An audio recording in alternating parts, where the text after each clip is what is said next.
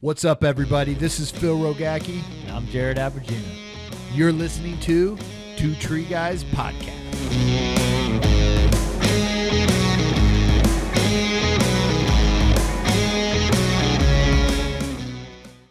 What's up, everybody? This is Phil Rogacki with Two Tree Guy Podcast. Got a tongue twister there. In the TCIA Expo in Charlotte, North Carolina, man. And we have the man, the myth, the legend, the TCIA top dog with us today, David White. Welcome, my friend. Thank you. Thanks for being here. Yeah. It's exciting. Oh, man. And how many TCIA trade shows have you been through? This will be my fourth. Fourth TCI. Yeah. Now, compared to the other ones in the past, are they getting better? Yeah. Are they changing? Yeah. So, I mean, the most notable change is just the number of people. So I checked right before we started this. We're almost at 4,700 attendees and another 2,300 exhibitors. So we've got almost 7,000 people here this year. Wow. Last year we set a record at 4,000. The year before that we set a record at like 3,600. So it Now, just why keeps is getting that? bigger. Why is it growing? I think like it's that? a number of things. Number one, I think we're seeing the fruition of all the hard work that folks have done for the past 20 plus years. And this is a profession. And so people want to come to an event where they can see not only the best equipment and the newest techniques, but also network with people that have been doing this, like yourself, folks that have been doing this for a long time. So I think it's just become a kind of a place you want to be. Yeah. If you're going to be involved in this industry. Sure. Absolutely. And then the next step to that is winter management. I tell them, I'm like, you got to go to winter management. That's right. It's a special place with special people that become lifelong friends. Yeah. When I go there, and it's my highlight of my year. Yeah. It's usually the only vacation I go on, but That's right. I love it. Yeah. I love it. Well, and that's such a good point. I mean, I think one of the things that's really a strength of this industry is how much people want to connect with each other, how much they support one another. I'll tell you a real quick story. Wow. My first winter management was actually before I officially started. We get on a bus to go on a tour, and one of the guys says, "Hey, here's an issue I'm having in my business." And I'm thinking, where's this going to go? You got a bus full of your competitors. Who's really going to help you, right? Mm-hmm. We spent that whole bus ride going through this issue with this guy. Everybody's offering their opinion, offering suggestions. He walked out of there with a notebook full of, okay, great. When I get back, I'm going to do this. I'm going to do that. And that just floored me. And I knew I was in the right place when you see something like that. That is so awesome. And that is the truth. It doesn't matter. You go to the climbing competitions. That's right. Usually you got your competitors. Usually like, I hope he fails. But they're out there like, come on, no, watch it. You got to do this. And they're right there supporting them. And the first time I got in the industry and seen a competition, I'm like, well, that's weird. Because I did wrestling my whole life. Sure. And I'm like, I'm going to destroy you. I hate you. I hate everything about you. And, and then, after you get done, you're friends. But, before that, you're not. And our industry isn't like that. No. And what you guys have done this year is pretty freaking awesome. Yeah. I mean, the networking events, the happy hours, the expo climb with the ropes in here and the stage and the little 30-minute kind of training so they can get in, get a little piece, go downstairs, really keeping the equipment out there in the parking lot. It's pretty freaking awesome. Yeah. And that's the thing. We want to keep innovating the show, keep adding new elements. And obviously huge thanks to everybody who made Expo Climb happen this year. It was a new thing. And so there was a risk there. Mm-hmm. And so that people were willing to partner with us and make that, like yourself, and make that happen. This is a huge addition to the whole experience. And that's really, you asked me the question, what's different? I think we've continued to evolve the experience of TCI Expo too, right? So, it started with that demo tree on the show floor. Then we added the skills lab. Now we've added this. Like, it's an experience to come here. It is. It is. And it's not the same thing year over year where you walk around, you see the same booths, same people, and you're like, great. And then people start falling off. Yeah. You have them coming and going, what new are they going to have? That's right. It's like Costco. I love Costco. And if you guys know, I love Costco. I mean, any town I'm in North Carolina, I'm like, ooh, let's see what they have in North Carolina, because everyone's different. Right. And Costco's constantly changing out their shelves to where every time I go there, it's a new experience, new product. So coming here, and seeing this, I had one vision, right, and you guys topped the vision, right, which is awesome. Right. It wasn't anything where I'm like, man, it could have been better. No, it was like I came in, I go, wow, they got a stage, they got a cage, they more ropes than I thought. Yeah. And then I was like, okay, how's the flows going to work? Yeah. Right away, flooded. Yeah. With people, Right. and good flow, because going up to the second room, Yeah. done that before That's with scary. TCIA, Yeah. and I was like, hell no, Right. I'm not being put in a closet again. Right. But there's only so much room. But Yeah. up here, the vendors are happy, and I guarantee next year, I think it's already full of the area where Pretty the close. expo climb Yep. is within a few weeks. So Yeah.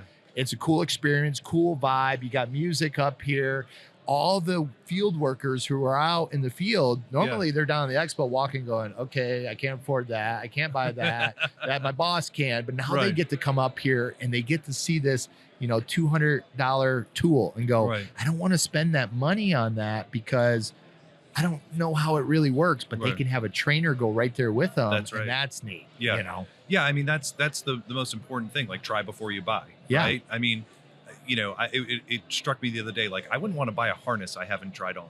Mhm. And so to be able to hear it just quickly clip in and just, hey, how does this feel That's when cool. when it's bearing my weight, right? Yeah. Like, you can get that sense of Yeah. that, and that was something that we didn't have before. Yeah. Yeah. So no, it's really exciting. That's cool. Now, are you a climber? I am not.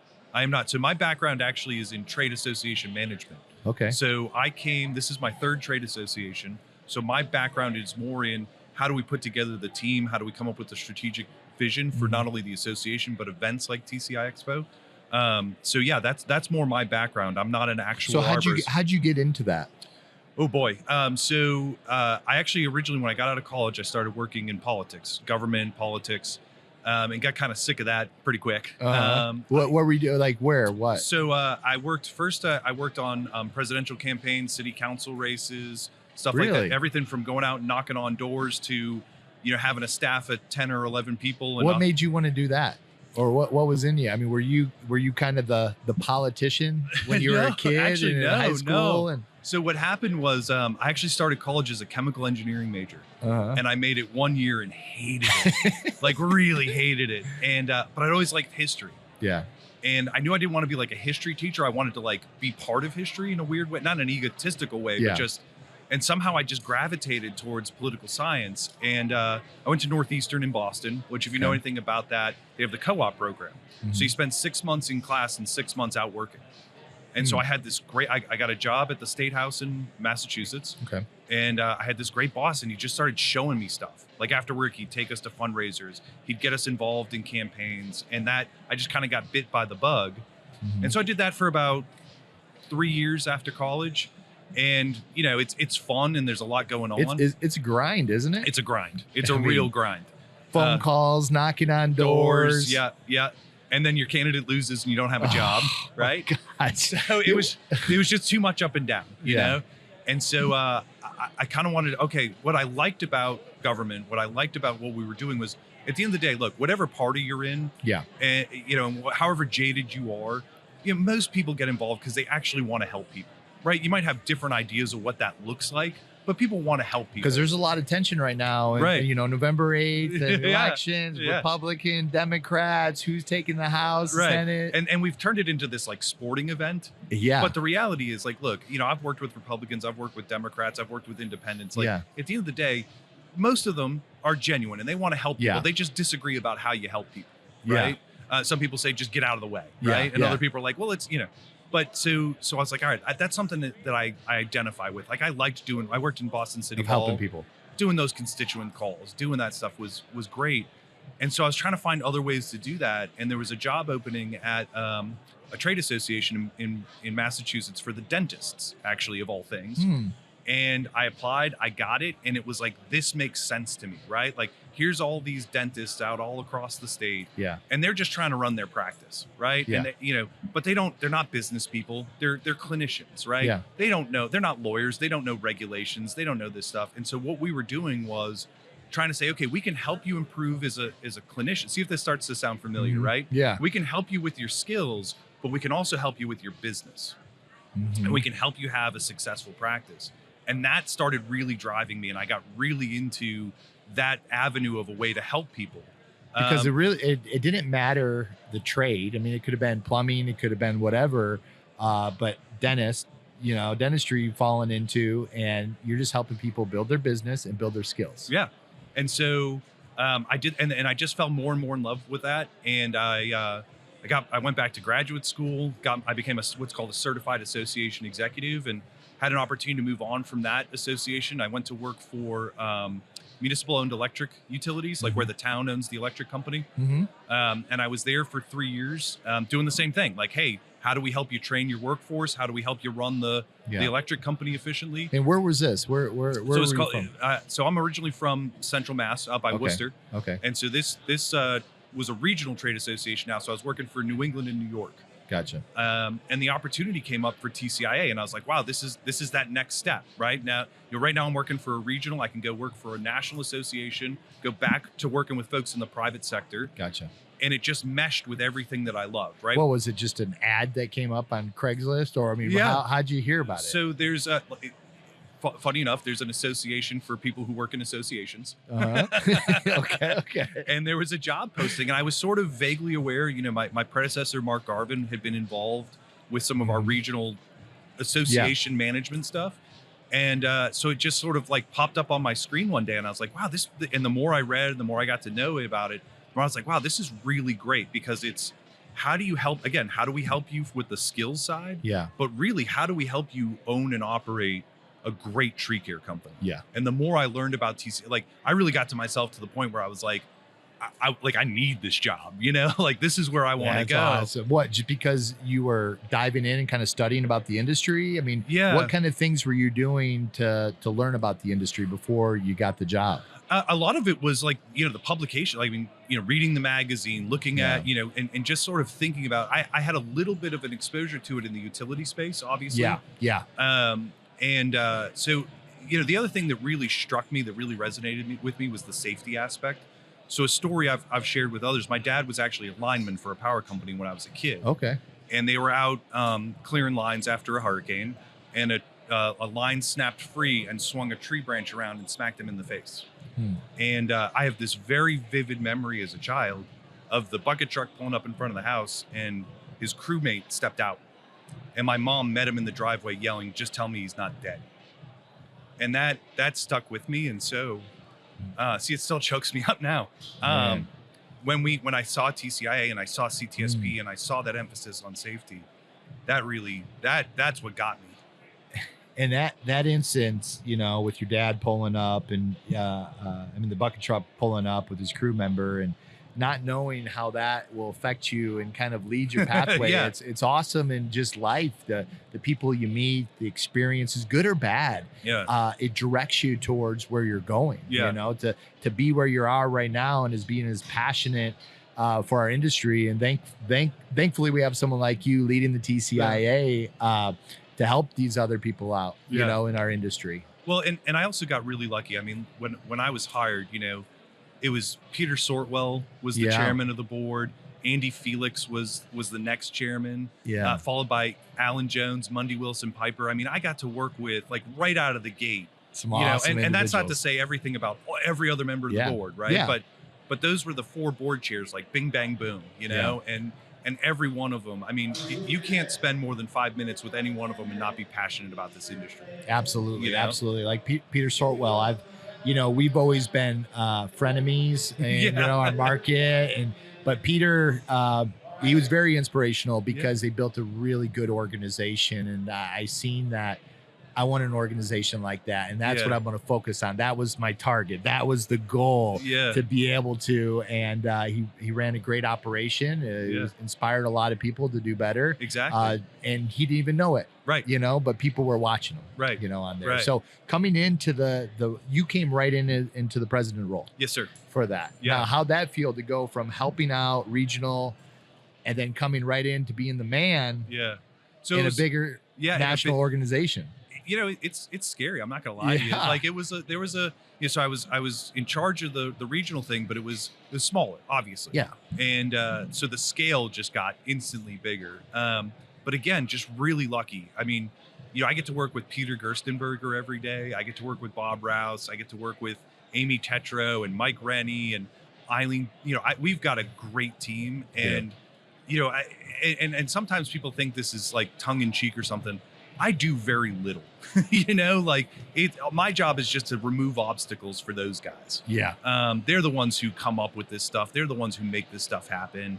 My job is just to be there to facilitate and help them any way I can. But Peter, this is his 33rd TCI Expo. He's been here for every single one. Wow. And so to have that resource there for you and say, hey man, like tell me the history of this. And he's like, okay, well, Bob Felix did this. Yeah. This didn't work. Don't do that. I've tried that. Right. 20 years ago. Right. Yeah. But what's interesting too is sometimes we go, well, that was 20 years ago. Is it worth revisiting? And we'll all sit there and go, maybe it's time to try that again. Yeah. Yeah. But I'm blessed that, whether it's the team we have in Manchester, whether it's the passionate folks that we have out in the industry, whether they're on the board or involved in the committees or whatever, it really takes everybody, and we're just really lucky to have a lot of great people. And it is. Having a great team is it. Yeah. And you came in with a great team, which is awesome. Yeah. What was like your first days, your first week of kind of getting in and going, hello, Mr. President of the TCIA, like, what do we do? What are we You're doing? The leader. What? It's a lot like, the proverbial drinking from a fire hose, right? Because there's so many different things. That's the other thing that's great about TCIA. We're really broad, right? So it's everything from the magazine to events to employee training to business training. Like there's a lot going on at headquarters on any given day. So the first thing was just to try to get, your mind around that, right? Like the second piece was, one of the things we've kind of become a test case for with our members is the Entrepreneurial Operating System, EOS. The book Traction, you may be familiar with it. And a couple of our members actually introduced me to it. And it just helps you get that focus. Like, okay, number one, let's focus on the culture of the organization. Who are the right people? Do we have them in the right seats? What are our core? Who are we as a So that's what team? you were setting up right when you came in. Well, that was after you sort of like figure out where the kitchen. So is. let me ask you, how do you perform that? What were some steps or some tasks that you did? Where'd you learn that from to be able to go into an organization and know, is the culture right? Are the people right? Do we have the right mission? Are we focused on the right North Star as a team? Right. How'd you do that? It was a lot of work. We sat down, I kind of put together a group within the staff to start thinking about like, who are we, right? Like what's important to us? And, the first thing that came out was, well, we're here to be of service, right? It's not about us. It's about those folks out in the field. And that became crystal clear from day one, right? Everybody in the organization was bought into like, this isn't about the 45 of us in an office somewhere. This is everybody out there. And so we really started, okay, now what else? Who are we? What's important to us as a group? So was everybody together as you guys are discussing this, or individual? It was, so we had like we sort of identified, I identified a leadership team kind of right off the bat, some of the folks that I mentioned earlier. And so we started talking about, okay, like one of the exercises you do, like, hey, who are our best employees and what are their qualities? Right. And you start kind of brainstorming through that. We were very lucky also. We had an EOS facilitator that was available to us to kind of help coach us through some of those conversations. But then once you sort of say, okay, here's who we are, right? Now, what are we trying to accomplish? And you start with your mission. TCIA's mission is to advance tree care businesses. That's pretty crystal clear, right? Like our job is to help your company go from point A to point B, right? And by the way, point B is different for every company. Absolutely. Right? Some people it's a growth strategy. Sometimes it's an efficiency strategy. Sometimes it's a transition strategy. Hey, I've been doing this for 40 years and I'm ready to move this on to the next, whatever it's going to become, right? And you just keep building from there and building from there and building from there. Obviously, we have a great board of directors that comes in and says, okay, here's our mission. Where do we want to be? We started saying, all right, what's the craziest idea you can have? Where do we, if it were 10 years from now, what does TCIA look like? And we nailed this thing on the wall. It says, we want to be at 6,000 members. We're at 1,400 members now, right? Like that's a big, audacious, scary goal. Yeah. And then you say, okay, if we're even going to have a shot at getting there, where do we need to be in 3 years? I love it.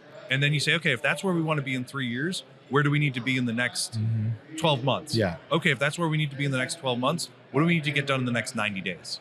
And when you start chunking it up like reverse engineering. engineering, all of a sudden it becomes more manageable. Yeah, and it's possible. You right. know? And now all of a sudden, I mean, especially after this show, 6,000 doesn't sound so crazy anymore. It's when you, and I love hearing this, and I ask this stuff because, you know, individuals getting into an organization, they just got hired with a big company. They're the leader. How do I step in? How do I make sure the culture's right? How do I fit in? How do I help my team grow? Because all eyes were on you. Yeah. All eyes are on them. So I like to hear, you know, the different kind of philosophies or strategies of coming in. And I should mention that didn't all happen day one. No. Right? Like the first thing you got to do is figure out where you are. Right. Yeah. And so one of the things I did, I sat down with every single member of the staff and I asked them the same 3 questions. What's right? that? Which was, what's our mission? Right? If you could wave a magic wand and change anything about the organization, one thing about the organization, what would it be? And what do you think is the biggest threat to the organization? I asked everybody those same 3 questions. And then when you look back, you could start, okay, you know, here's where we have some issues. Here's where we have some challenges. And you could, those were some of those low hanging fruit things, right? Where you could Now, be like, were hey, you seeing things a lot like patterns? Why am I? They're saying the same name. Yeah. Or they're, you know, or saying they're the all, same issue. Yeah. They all want to fix this one thing. And right? then you coming in going, well, if everybody wants it fixed, let me fix it. Yeah. And Let's they're just like, fix it. have you watched what's the soccer show? Ted Lasso. Ted Lasso. Yeah. And he comes in and they just wanted the showers changed. Right. And he changed the shower and everybody was happy. But right. they earned that trust going, we've been asking for this forever. Yeah. And you came in and you did this, Ted. Okay. All right. Next, now next. we're bought and in. It was something to build. Yeah. And so you really got to do that piece. You got to figure out what's going on. And then you can start to say, okay, where do we want to go move? Like, okay, now here's where we are. What does the future look like? Yeah. But that was, and I don't remember where I learned that lesson to do that, to be honest with you, but that was, you know, eminently helpful. And honestly, if I'm being honest, one of the things was not everybody could articulate the mission. And I was like, well, that's a problem, right? If you're here and you're coming into work every day and you don't know why, that's a problem. Yeah. And so we really put an emphasis. I mean, every staff meeting, everything. And it's not putting posters up on walls. That's great. You can do that. Mm-hmm. But you got to make that point over and over They and have over to again. believe it. You know, that's right. Why we're doing it. So everybody's aligned. That's that North Star. And if somebody's going left and somebody's going right and you're trying to move ahead, all of a sudden you're like, where's my teammates? They're not even around me because they're on different missions. Let's get them all aligned together. And sometimes even though they're aligned today, tomorrow they might not be aligned. So like you said, it's that constant bringing it up in the meetings, talking about it, making sure we're all still aligned with the same goal. That's right. You know, what makes me happy is when if you walked up to a member of my staff, and they won't say it exactly like this, obviously, but you said, what's your job? Well, I advance tree care companies by doing the IT support for the staff. You know what I mean? Like everybody gets how what they do circles back to that mission, you know, and that's powerful. Absolutely. You need every single role in the organization to be successful. That's right. You know, I can't win a Super Bowl with 11 quarterbacks. That's right. I get my ass handed to me. Well, but if I have a right guard, a left guard, a center, now we're building a team to have an opportunity to win. And I need that quarterback to be able to lead that team. You know, you use the football analogy, and this will probably alienate some of your listeners, but I'm a diehard Patriots fan, right? And I mean, that's the model, right? Yeah. Like, do your job, right? Like, but understand how your job fits into everything else. And you don't need to go do someone else's job. They're going to do theirs because we all understand where we're trying to go. Yep. You know, and where football teams get in trouble is where you got the one hot shot that's trying to make the play every down and getting in everybody else's way and getting out of position. It's a great analogy. Yeah. And I sometimes feel like I put too much emphasis on that, but it's, 20 years of watching the Patriots do it at such a high level. You can't help it. Are you a season ticket holder? I'm not, but I try to get to at least 2 games a year. Or 1 or 2. Yeah. Oh, that's awesome. But it just, and not that, football's an analogy for life or anything, but it just, at the end of the day, it's a company, right? Yeah. And you can learn a lot by watching like that focus, that determination. Everybody knows the goal. Everybody knows how their role fits into that goal. It's, what are the things they do to become a champion? That's right. And that's one of the things on Arborwell of looking at, Peter is going, what things are Peter doing that's successful? Because I want to do those things because they work. And now I got to try to make it better. That's right. That's right. And that was just, And I just had a guy, Dustin Goodman, on here, and he was saying the same thing. You know, you got to humble yourself, listen to the people that are successful around That's you, right. and take those and then make it better. And that's Yeah. how our industry gets better, by Yeah. taking from each other, sharing with each other, and then keep layering and elevating the Yeah. standard. And look, what works for someone else may not work for you. Yeah. But having that learning experience, I mean, that would honestly, that would be my advice to anybody.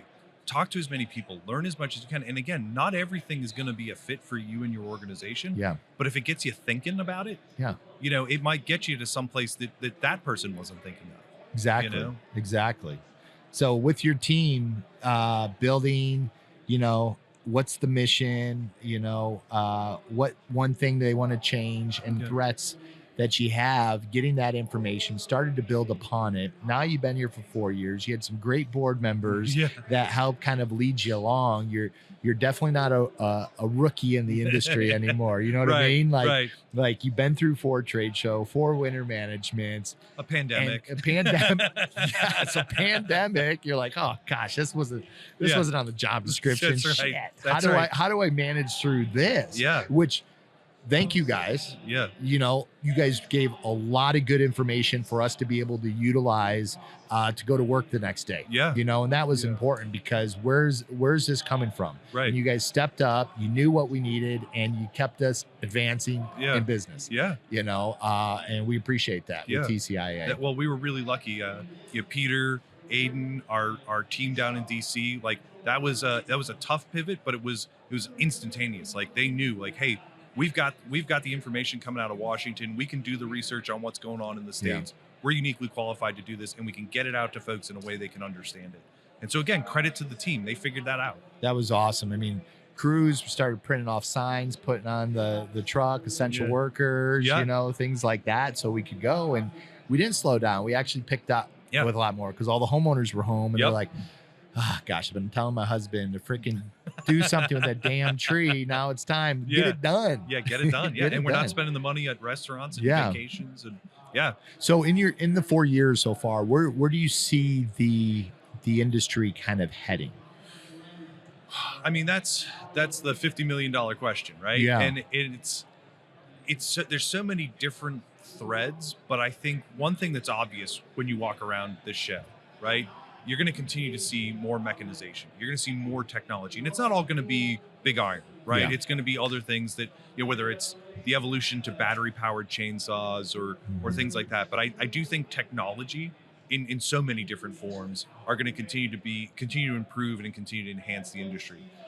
If for nothing else, then the continued labor challenges, right? So if I can do more with one person, thanks to technology, Yeah. that's going to be a helpful thing. You know, the other sort of elephant in the room a lot of times is everybody's like, well, are you worried about the mergers and acquisitions and consolidation in the industry and all that? And my honest answer to that is no.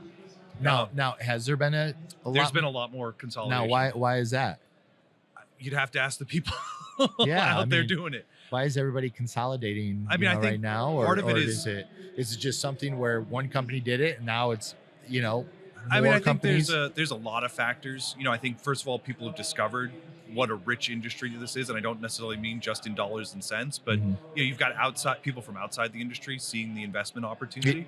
Wall Street, let's just say Wall Street knows about our industry. That's right. You know, being on the West Coast and having, you know, 200 to 300 million trees that have to get removed and come on the ground, from fires to utility. I mean, That's PG&E is right. putting 10,000 miles underground. Yeah. Those trees have to be removed, you know, cut back so far.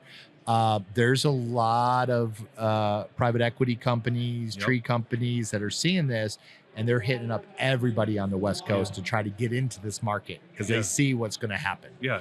And, you know, so people look at it from a number standpoint and say, well, if your goal is 6,000, because you join as a company to Yeah. TCIA. So if there's fewer companies, does that mean fewer members for TCIA?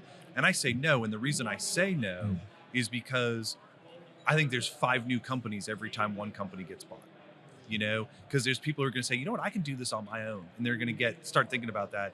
And to me, that's the people we need to make sure we're relevant to, right? It's that man, it's that woman, it's that group of employees that say, you know, let's go start our own thing. Yeah. And that's not to take away from anybody else, Mhm. but I do think this is an industry where you're always going to see new companies. You're always going to see new entrepreneurs that want to take this on. And so I don't think we have to worry about it means less for TCIA in some way. If anything, it means more. I don't think so either. I think we're going to get more people into the market, like you said. You know, more companies, more people, the advancements, the education and training that you're giving. They go, I can do this. Before there was nothing. It's just I had to you just start cutting Yeah, stuff. And all of a sudden you talk to some of these guys that have been doing it for 30 years. They're like, 20 years ago, let me tell you what. I mean, there was no business plan. It was just a chainsaw getting out there. But now you have these resources and education and these trade shows and the equipment's advancing. People are starting businesses with a truck and 2 guys, and they're making what a 8-man crew would make in a day, from that. So the opportunities, there's a lot more of them. Well, it's funny, almost to bring it full circle. My dad and that crew guy, his crewmate, they had a tree care company. That was their side hustle for a few years.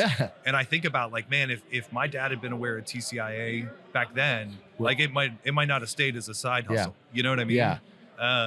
So it's really interesting. So that's out there.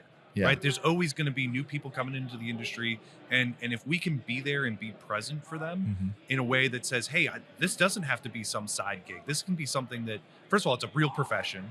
Second of all, it's something I can actually grow into like a pretty successful business, but I need help. Right. And how do I figure that out? How do I take those next steps? I think that's the future of TCIA. Let me ask you this. You guys may have this, and I don't know everything that TCI offers. Neither do I. No. Neither do I. A lot of times I get people call me or chat with me and say, everybody's idea is that the majority of companies in our industry are smaller. Yes. They're 95% are, let's say, 10, 12 guys and less. I don't even know what the ratio are. That's my own one that I made up. And then you have the big guys, and then a couple a little bit in the middle.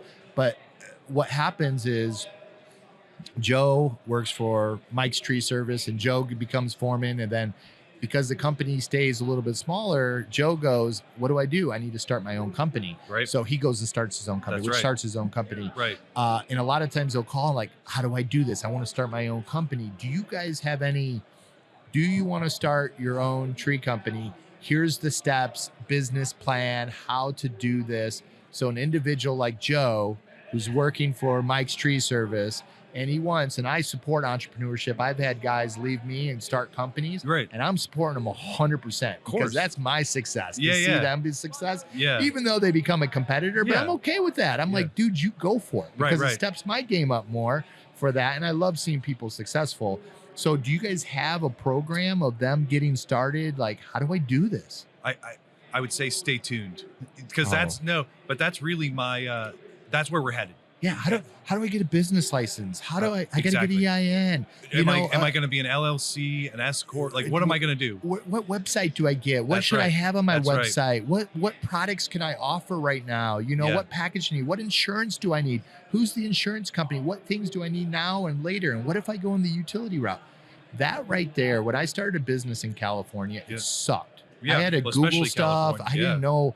I'm like, what is this? And there's so many different versions, and it's a bunch of language that I didn't understand, So I think that would be really cool with TCIA to help out that. Well, 2 things you brought up there. Like the first one is absolutely, I want to make sure that whether you're coming in the door or you're at that point where you're like, hey, I'm ready for the next chapter. Yeah. I'm ready to transition out of this business. Am I selling it to my kids? Am I putting it up for sale? Am I just liquidating it? Like, what am I doing? So we want like cradle to grave, right? Oh, like, I love that. How do we support you? And where I didn't even think on that other part right there. And then everything in between, right? Yes. So how do I recruit and retain employees? How do I, we want to be relevant to you from the day you decide to start your own company to the day you're ready to move on from it. Because right now, in order for them to move on and kind of exit, and sadly, it's a ad in the back of the TCI magazine. 40 years of blood, sweat, and tears and grind and grit and building. Yeah.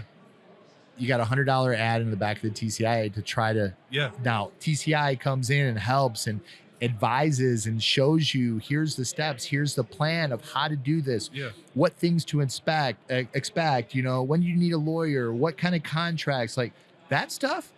What's it actually worth? Right. Cause like, that's your baby, right? So you're going to think it's worth Yeah.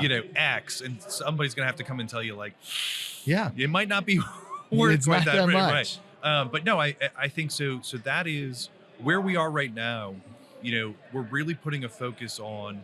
There's two main value propositions for TCIA, right? Yeah. There's the stuff we do for you because you're involved in tree care, TCI Expo, TCI Magazine, CTSP, employee training, right? That's stuff that's unique to tree care. Then there's all the stuff we want to do for you because you're in business. And that's what we're really focused on building out. Some of it's there, accreditation. We've got this the bones, the foundation to build on, but it's building all of this stuff. And it's also recognizing maybe not all of that is stuff that we're great at, but can we connect you to the right people who can help you with, oh, you want to go the ESOP route? Great. We've got, here's a list of people you can talk, whether it's Peter Sorwell about, or Bandit or Rainbow, like, hey, here's people who have done it.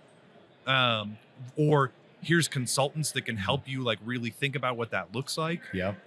So it may not always be in-house expertise, but like, can we help at least be a resource? Just direction. Right. People that you vetted and said, hey, this is somebody that can help you and be willing to help you. That's a big deal. Right.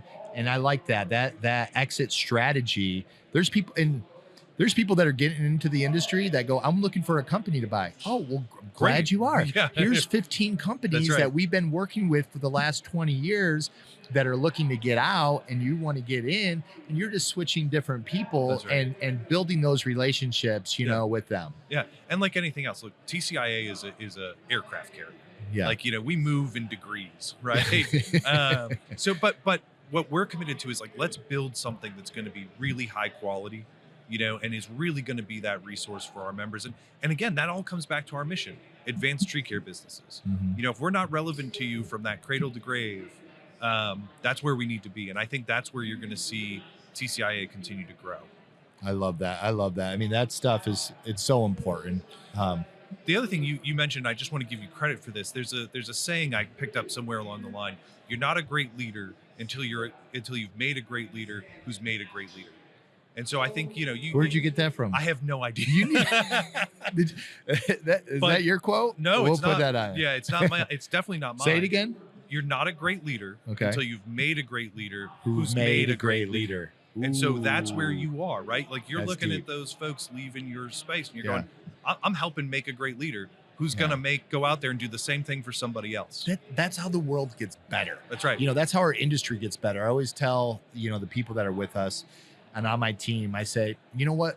Hopefully you're here and retire. Yeah. But you know what? You might not be, but I'm hoping I invest so much into you that you can take that knowledge and move to Florida or wherever it may be and plug that into your new company. Yeah. And if I can train individuals and invest in people to be good human beings, to have the knowledge, the right standards and what to do, and they start leaving and they go in different spots, I'm making the industry better. I'm elevating that standard. I'm making it through safety training and innovation by investing in those people and let them go out and do that. Because in our industry, you have good and you have some bad. Yeah. And they both spread. Yep. They both spread. But I feel like we're a lot of times chasing our tail in our industry of as much good's going out. There's bad teaching and training that's happening right now, but people just don't know because they learn from so-and-so who learned from so-and-so who learned from so-and-so. Yeah. So to try to shift that, you just keep investing in people, let them go out, and all of a sudden our industry gets better and better and better. Having events like this, having trainings like this, you got, oh wow, 500. This place is packed. you got 400 or 500 people sitting here watching. They're getting better, and that's what we need more of in our industry. Yeah, absolutely. Couldn't agree more. Yeah, because I always tell people as you go to Japan, you go to Australia, you go to America. I mean, not America, Canada, 4-year college education, way more advancements than what we have in America for our industry. Right. We need to come together and unite as an industry to make it better, to more education. But say, TCI, I want more trade shows, man. Can you put one here, put one here? How do we get more classes? Can you help me out with business? And it's neat to watch our industry growing like this. Well, and again, I think you also... Absolutely. Totally. Yes. And you also want to take that second to acknowledge, and it's a little cliche, but we stand on the shoulders of giants, right? Mm-hmm. Like, I mean, I am so amazed by the things that Bob Felix and Pat Felix did to keep TCIA going when they took it over. I mean, they were running it out of their garage on Long Island, right? And Pat was a volunteer at the time. Yeah. You know, we that's a very powerful story, and none of this would be here. None of us would be here today. Someone didn't quit. Yeah, They because didn't. they kept it going, and Yep. they kept it going, and they kept believing in it, and I mean, you know, the organization has been around since 1938, but that was such a crucial moment in TCIA's history. Literally, none of this happens if it wasn't They for the two of stayed them. focused on the mission, and Yeah. their team was aligned with the mission, and it continues and being passed on to you to keep Yeah. that mission That's going. why it really meant a lot to me that the second board chair I ever worked with was Andy. You know, because that really drove that. And not that he, you know, makes a big deal about it or anything. He's a humble guy, Yeah. and you know, he's got his own business that he's focused on. But it was that connection, to be able to talk to him about that connection. Like, well, here's how we got here, man. Like that was really powerful coming in the door. Mhm. You know, and we actually have there were these green jackets that the staff used to have to wear on the show floor. Yeah. Oh God, they're awful.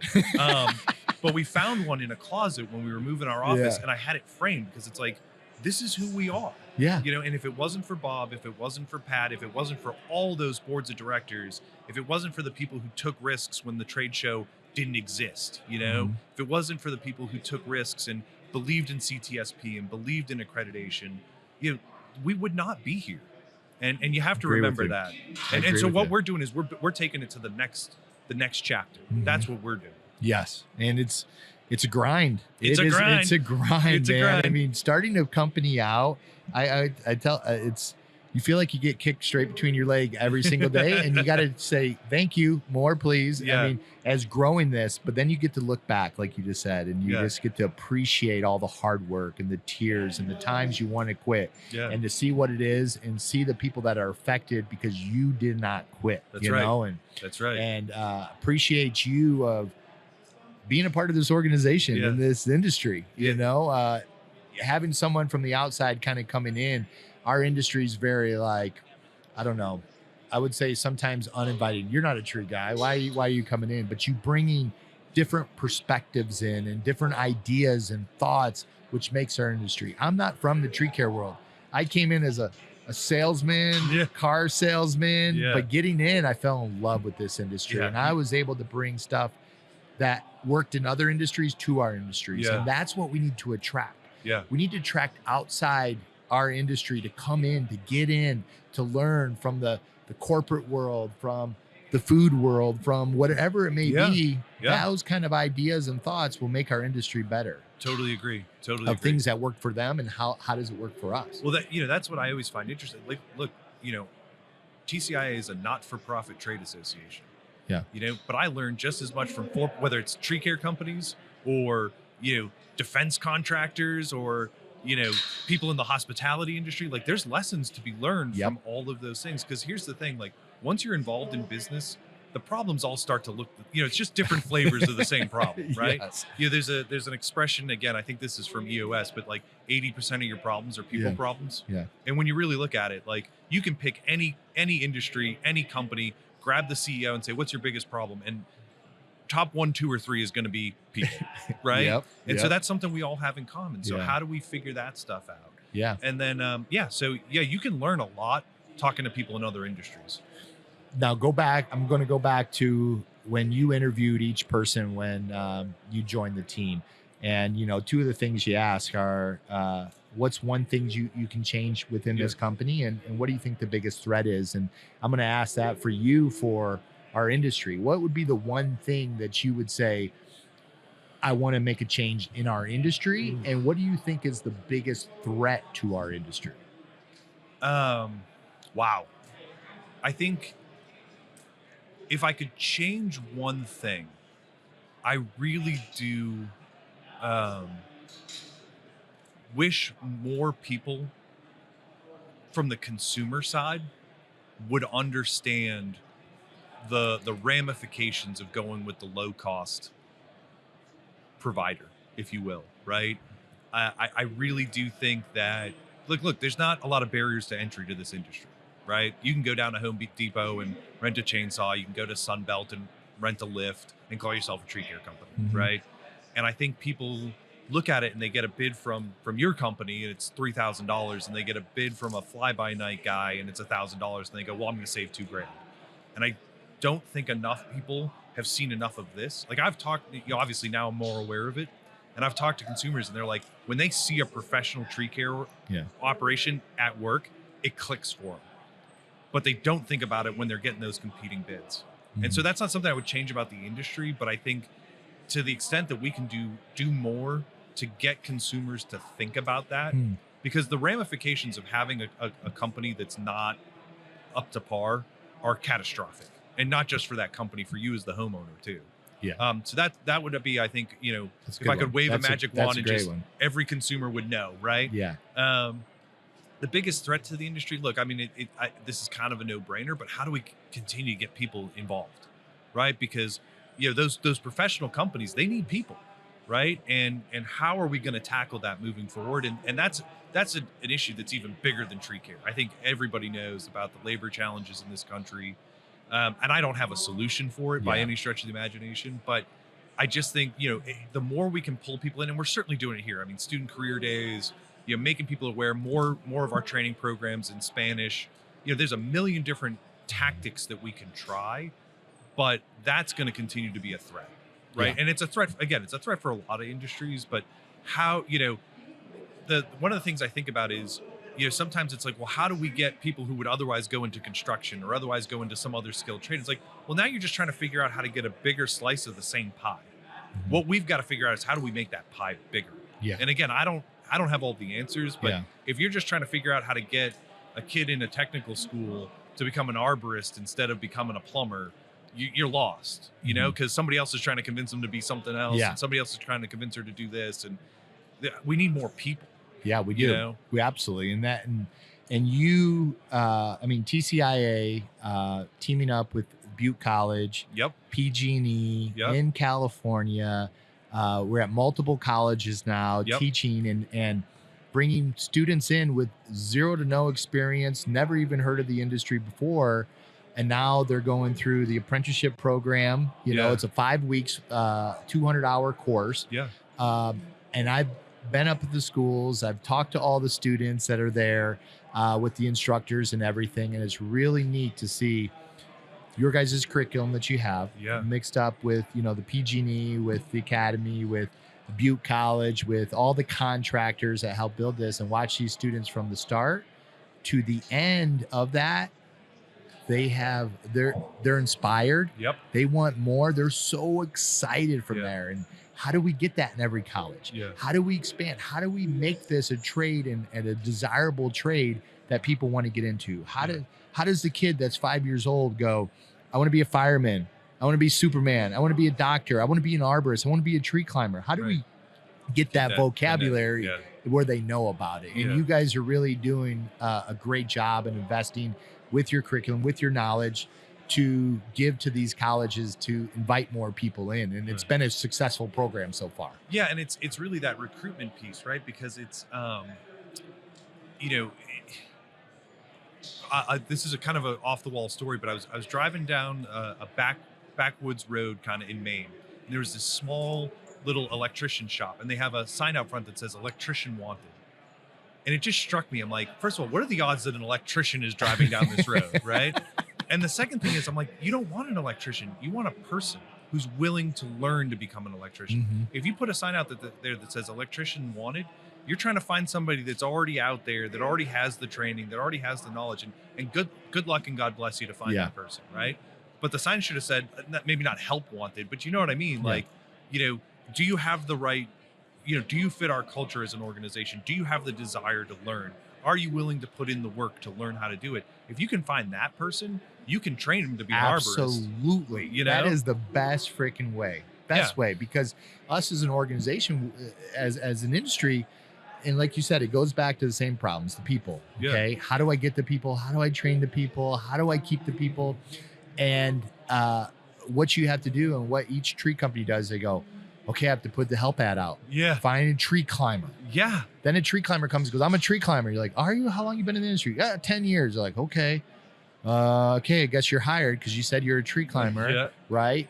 So we either gotta, hopefully they call us, We got to go steal them from other companies. That's right. Or the last part you said, train them from the ground up. Right. Find that person with a good attitude and not an asshole, Yeah. and someone that's willing to learn and willing to invest in themselves and into the company. And you're going to give them the tools to do that. You're going to make them a professional. And the only thing I would add to that is, and sometimes you got to look places you haven't looked before to find those people. Yeah. Right. Are you willing to think about and think about some of the challenge that might exist for pockets of people that you haven't tapped into before? Yeah. And can you help them overcome some of those challenges? But that's how, again, that's part of making the pie bigger, instead of, well, now I'm going to go steal that guy from, and everybody's stealing each other. Yeah. And then what happens?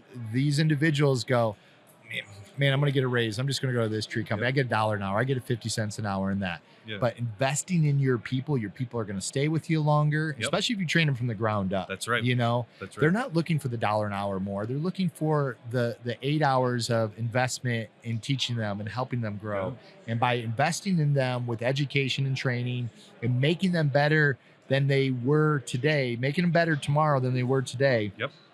These individuals will stay longer. Yep. They will make the company more money. They will make more money for themselves. Yeah. And our industry just keeps continuing getting better. And that's how you make the pie bigger. That's how you make the pie. And I like pie. I like pie. That's well, we're getting to Thanksgiving. It's pie season. Oh man. My gosh. Thanksgiving already. Man, yeah. I love pies. I make pies too for that. So well, cool. What you have any questions for me? I don't or anything to say to the industry? No, I mean, I just thank you for the opportunity, and again, thank you for being. It's hard to convey this through the podcast medium, but this venture of doing this expo climb, and I said it at the top, but this is what we want to be doing, and to have partners like you guys who see the opportunity, but see the risk, but are willing to take it with us. Yeah. That's how we grow. I mean, again, that's how we grow this thing. And so the one thing I would just say again is thank you. Thank you for being part of it. Thanks for being here. Thanks for setting up your podcast booth here.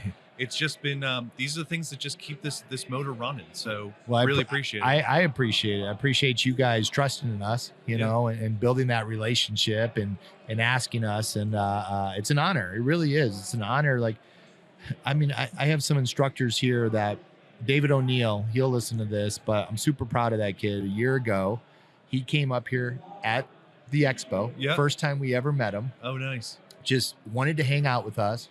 Came around, went out to dinner with us, and just said, what do I need to do to be better? What do I need to do to grow? And we said, all right, come out to California. Nice. And he came out to California. He said, okay, now what? Yeah. Let's start assisting in the training. Started helping out with different crews, started going out, doing subcontractor work, but willing to take that step. And now he's here today teaching on the freaking stage. With quite a few people watching. With quite a few people watching. And a year ago, he was just a guy that came up to our booth. Yeah. And is David the best climber in the world and a rock star and all this? Yeah. No, he's not. But he's learning, he's growing, he's advancing. He has a great attitude, and he wanted more. Yeah. And he had that person that was the help wanted. Yeah. Not just electrician. We were looking for someone with a good attitude, and he's here teaching on the biggest stage in the industry. Yeah. So to everybody listening to this, you know, things happen at the TCIA Expo. The people you meet, the opportunities you have, come here. Come meet people, come see the vendors, shake everybody's hands, get to know them, build this family that we have, because that's how our industry is going to get better. So I thank you for giving us the opportunity, which gave somebody like a David O'Neill the opportunity to be up on stage that essentially is going to change his life or the direction of his life because of you guys that gave us to give him. Well, that's very well said. And you deserve a lot of credit for that too. So, but thank you. I really appreciate it. Awesome. Well, listen, everybody, Mr. David White, president of the TCIA, is going to be coming to California. He's going to be hanging out with us soon. Maybe we'll have him come out for our big master class. We'll do a big podcast, or TCI come out, use our facility, do some training out there that we can help and support you guys out there. But I'm thankful for being on the show. And everybody that's listening to this, if you guys got something out there were so many nuggets, so much words of wisdom, take that and share it. This podcast cost us money. We get nothing for it. Share it, like it, push it, put it on your Instagram, put it everywhere, and tell the world to come listen to it if you got something on it, because if you got something, somebody else is going to get it. Absolutely. And thank you for all your words of wisdom. You know, if you want to be a leader, you got to make a leader who makes a leader, right? That's right. For that. And I'm going to steal that. And if you don't take the quote, I'll take the quote, or I got to find it somewhere. I'm going to Google it. But thanks so much for being on the show. And everybody is driving out there today or at home or listening to it. Remember to continue to keep elevating the standard of our industry through safety, training, and innovation. Thank you very much. Thank you, David. Yeah, thank you. We'll see you. Yeah, all right. absolutely. Bye.